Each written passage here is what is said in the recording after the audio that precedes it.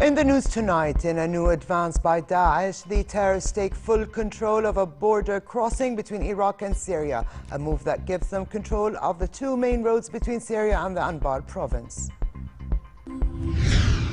The Qatari foreign minister tells a meeting of the GCC and EU in Doha that the US-led campaign against Daesh has not failed, but airstrikes alone will not be enough to dislodge the group from Syria and Iraq. And mathematician John Nash, a Nobel Prize winner whose longtime struggle with mental illness inspired the movie A Beautiful Mind, is killed in a car crash.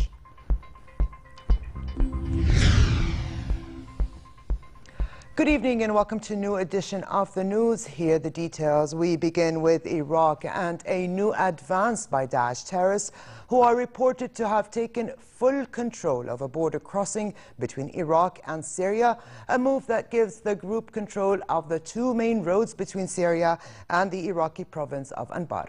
Al-Walid border post fell to Daesh early today when Iraqi government forces pulled back. Head of Anbar's border commission said there was no military support for the security forces and there weren't enough of them to protect the crossing. Daesh terrorists took the Syrian side of the crossing on Thursday and with today's advancement now control both sides. Earlier reports from Iraq said Iraqi forces have recaptured territory from advancing Daesh terrorists near the recently fallen city of Ramadi. The Iraqi government, along with Shiite militiamen and local Sunni tribal fighters, launched a counter-offensive yesterday, a week after losing Ramadi. A police major and a pro-government Sunni tribal fighter in the area said they have retaken the town of Husayba al-Sharqiyya, about 10 kilometers east of Ramadi. Local officials said the fighters were in good morale after the arrival of reinforcements and plan to make more advances to push back Daesh terrorists further in order to regain Ramadi. Elsewhere in Iraq, in Diyala province, which the government claimed to have cleared of Daesh in January, 8 bombs went off almost simultaneously early today, according to security sources. 14 people were wounded in the blast in the towns of Baquba and Baladrus. A top Iraqi official said he feared more attacks and said Baquba was sealed off as the authorities tightened security around the provincial capital about 60 kilometers northeast of Baghdad. And to Syria, where state television said Daesh terrorists have executed at least 400 people in the ancient city of Palmyra since capturing it 4 days ago. Daesh seized the city of 50,000 people and site of ancient Roman ruins on Wednesday. Syrian television said the terrorists killed more than 400 people and mutilated their bodies under the pretext that they cooperated with the government and did not follow orders. It added that dozens of those killed were state employees, including the head of the nursing department at a hospital and all her family members. Activists on social media also said that hundreds of bodies were in the streets. Elsewhere, the Syrian army said they killed at least 300 insurgents and wounded hundreds more during a military operation to free besieged troops at a hospital in northwestern Syria. State television reported the operation, saying scores of Syrian troops were freed, having been holed up since last month in a hospital in Idlib province.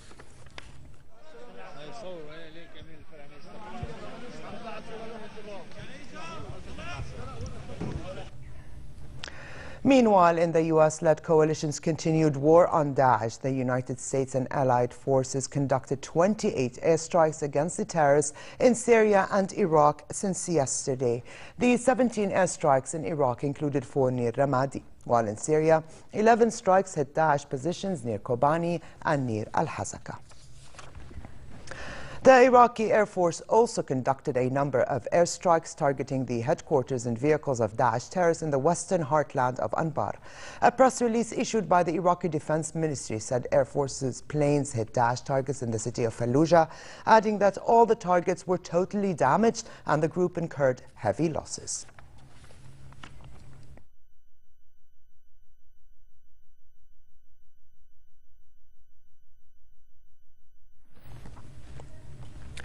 Qatar's Foreign Minister Khalid bin Mohammed Al-Atiyah defended the U.S. coalition airstrikes on Daesh, saying the campaign has not failed following major advances by Daesh in both Iraq and Syria. Atiyah was speaking to reporters following a meeting of Gulf Cooperation Council foreign ministers and European Union representatives in Doha. He said the campaign against terrorism is effective, but airstrikes alone will not be enough to dislodge the terrorist group from Syria and Iraq.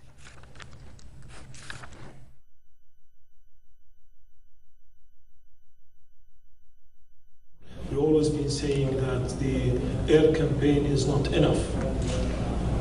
There is so many steps which we have to cooperate and coordinate together to make the campaign against terrorists effective. And one of them is to enhance and expedite the national dialogue in Iraq, and in Syria is to find a way out for the Syrian people, to save the Syrian people of the brutal regime, because they had been put in between the tyranny of the regime and the brutality of the terrorist regime. So, for your answer your question, we did not fail, but it is not enough. The 24th EU-GCC Joint Council and Ministerial meeting discussed the situation in Yemen ahead of UN-sponsored peace talks scheduled in Geneva next week, regional unrest, the flow of migrants heading to Europe from Libya, as well as trade relations. Saudi Arabia's King Salman bin Abdulaziz, meanwhile, said anyone linked to Friday's attack on a Shiite mosque in the Saudi kingdom claimed by Daesh or who sympathized with it would be brought to justice. In a message to the Crown Prince and Interior Minister Mohammed bin Nayef, King Salman said he was heartbroken over the suicide bombing that killed 21 people at the mosque during Friday prayers. He said such terrorist aggression contradicts Islamic and humanitarian values.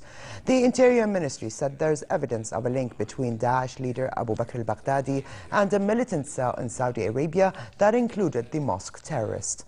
5 Saudi men are now in custody over the bombing. Interior Ministry officials say they are dealing with a terrorist infrastructure and a broad organization that operates within the country. Here at home, Interior Minister Salameh Hamad discussed with UN Assistant Secretary General and Executive Director at the UN's Counter-Terrorism Committee, Jean-Paul Laporte, efforts to address terrorism in light of developments in the region. Hamad said that protracted conflicts in neighboring countries and the absence of comprehensive political solutions based on dialogue will further intensify extremism that belongs to no particular religion, nationality or race. Laporte pledged support to Jordan through the UN Counter-Terrorism Unit that would assist the kingdom in developing a strategy to combat terrorism.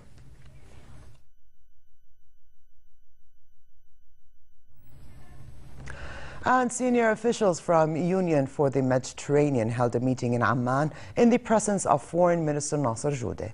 This is the first time such a meeting is held outside EU member states in recognition of Jordan's active co-presidency of the Union for the Mediterranean alongside the EU.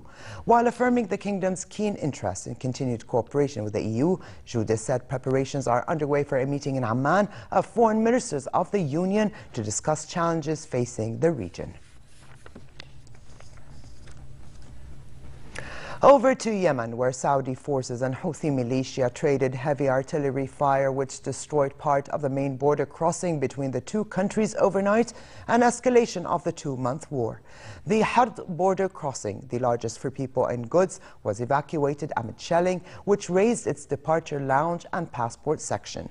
During the heavy exchange of fire, there were reports that an F-16 Saudi coalition jet was shot down in the Beni Harith district of Sana'a, and its pilots captured. The Saudi-led coalition also hit military bases and weapons stores in the capital Sana'a, with reports that a mid-level Houthi commander was killed in an airstrike in the central province of Reima. Strikes in the south on a major air base controlled by the rebel group in Lahj province left 8 Houthi fighters dead.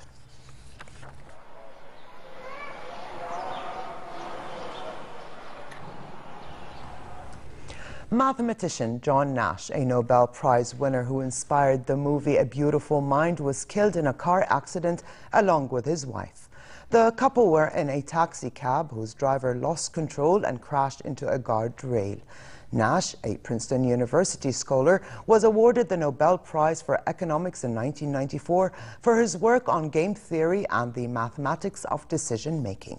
The Oscar award-winning film A Beautiful Mind was loosely based on Nash's long-time struggle with schizophrenia. Nash died at the age of 86.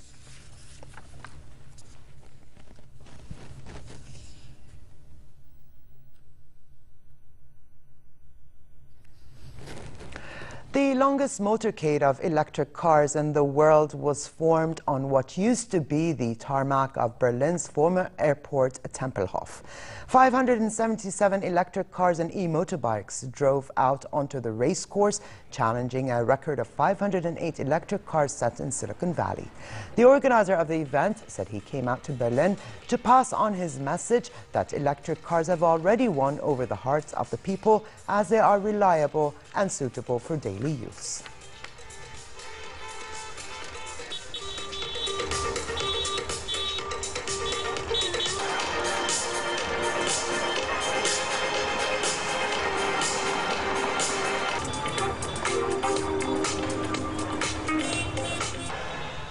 And to another parade, this one to campaign for responsible riding. More than 1,000 motorists paraded along the Philippine capital's main avenue, blowing horns as they rode to a public park where a traffic safety seminar was held.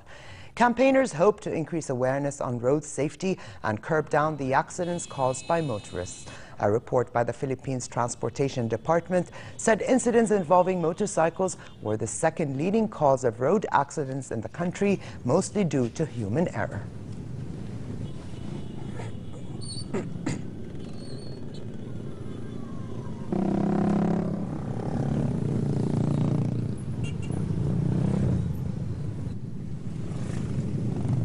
First and foremost, we want to promote responsible riding. We must respect the pedestrian lanes. We must respect the pedestrians. We must follow all the rules and regulations of the road. Respect the signal lights. Even in these small acts, even if it may not be achieved immediately, let's start a change to a more safer and more disciplined road use.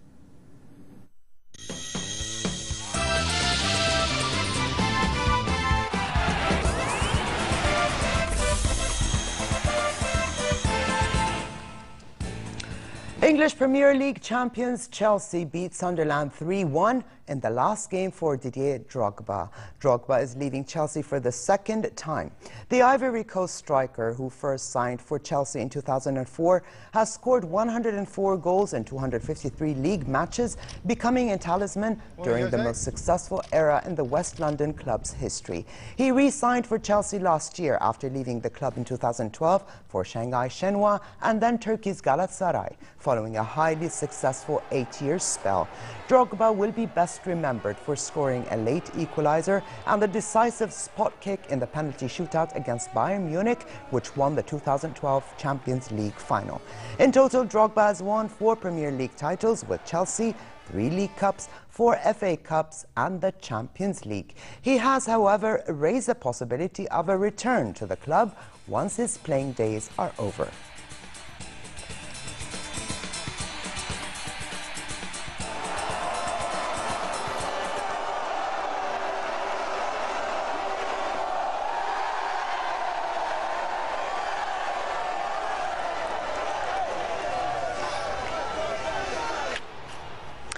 And celebrations were in full swing in Munich as German giants Bayern Munich lifted their 25th Bundesliga title. Bayern players were in the mood to party too as they joined in on the celebrations at the Marienplatz Square after capping off a title-winning season with a 2-0 victory over Mainz. The Bavarians set a Bundesliga record by keeping a 22nd clean sheet of the season, while keeper Manuel Neuer's 20th league game without conceding a goal was also a league record. Barcelona also yesterday lifted their 5th La Liga trophy. And finally, for a quick look at the weather outlook for tonight and tomorrow. Fair conditions prevail in most regions for the rest of the night, with a northwesterly moderate to brisk winds. Tomorrow, moderate summer conditions continue across the highlands, but it will remain hot in the Badia and the Jordan Valley. Winds will be southwesterly moderate to brisk. The Gulf of Aqaba should expect hot conditions with northerly moderate to fresh winds and calm seas. Here now is a look at temperatures forecast for tonight and tomorrow.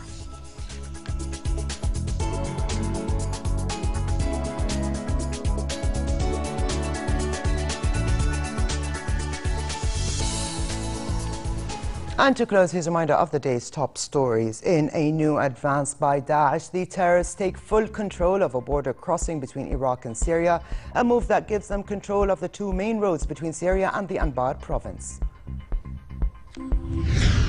The Qatari foreign minister tells a meeting of the GCC and EU in Doha that the US-led campaign against Daesh has not failed, but airstrikes alone will not be enough to dislodge the group from Syria and Iraq.